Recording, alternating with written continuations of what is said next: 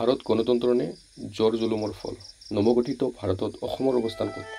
আজি আমি সবিশেষ চাম। কিয় নৰ্থ ইষ্টে ভাৰতৰ পৰা ছেপাৰেট হ'ব খুজিছে বা কি এনেকুৱা কুৱেশ্যন আছিল, তো আমি গোটেইখিনি বস্তু ইয়াত চাম। ইয়াত 1947 চনৰ 18 এপ্ৰিল স্বাধীনতাৰ কেৱল 4 মাহ আগতে জৱাহৰলাল নেহৰুৱে এটা বিতৰ্কিত ঘোষণা কৰিছিল।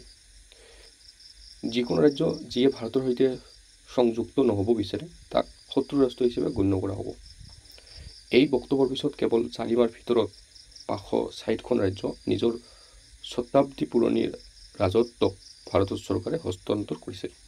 স্বাধীনতাৰ দিন 15 আগষ্ট 1947 ভাৰতত এখন গণতান্ত্ৰিক প্ৰজাতন্ত্ৰ হিচাপে জন্ম ল'ব। কিন্তু এয়া প্ৰশ্ন হৈছে, এই সংযুক্তিকৰণ কি স্বেচ্ছাচাৰে হৈছিল নে সেই সময়ত হুংকাৰ, সামৰিক চাপ আৰু কূটনীতিৰে অসমৰ দৰে বহু ঠাইত জোৰ কৰি ভাৰতত অন্তৰ্ভুক্ত কৰা হৈছিল? এইটো এটা ডাঙৰ কোৱেশ্যন। বিশেষকৈ উত্তৰ পূৰ্বাঞ্চল অসমৰ দৰে অঞ্চলসমূহ য'ত বহু জনজাতি গোষ্ঠীয়ে নিজৰ পৰিচয় ৰক্ষা কৰিবলৈ সংগ্ৰাম চলাই আহিছে, আজিও 60তকৈ অধিক সশস্ত্ৰ সংগঠনে এই অঞ্চলত সক্ৰিয়।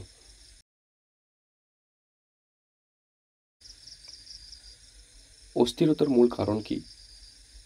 কি এনে বুজাবুজি আৰু এই অঞ্চলসমূহ নিজকে ভাৰতীয় বুলি কিয় নুবুজে?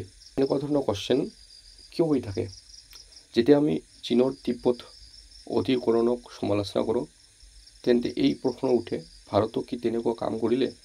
যি ৰাজ্যৰ পৰা স্বেচ্ছাচাৰে সংযুক্ত হ'ব বিচৰা নাছিল, সেইবোৰক কি জোৰ জুলুম কৰি সংযুক্ত কৰা হ'ল? অসম যিখন ৰাজ্য 1947 ভাৰতৰ অংশ হোৱাৰ পিছতো বহু আন্দোলন, বহু বিদ্ৰোহী সাক্ষী, ভাষা আন্দোলন, বিচ্ছিন্নতাবাদ, নাগৰিকত্ব আন্দোলন, এই সকলো কিয়?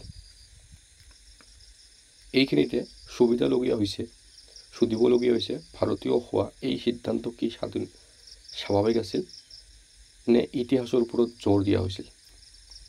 ইতিহাসৰ প্ৰতি সঁচা হ'বলৈ হ'লে আনকণ্ট্ৰবল সত্যৰ সন্মুখীন হ'ব লাগিব। সত্যৰে গণতান্ত্ৰিক, তেন্তে ইতিহাসক গণতান্ত্ৰিকভাৱে বুজিব লাগিব। অসম, মণিপুৰ, সমগ্ৰ উত্তৰ পূব কেতিয়াবা সত্যকল্প ক'বৰ সময়ত আহিছে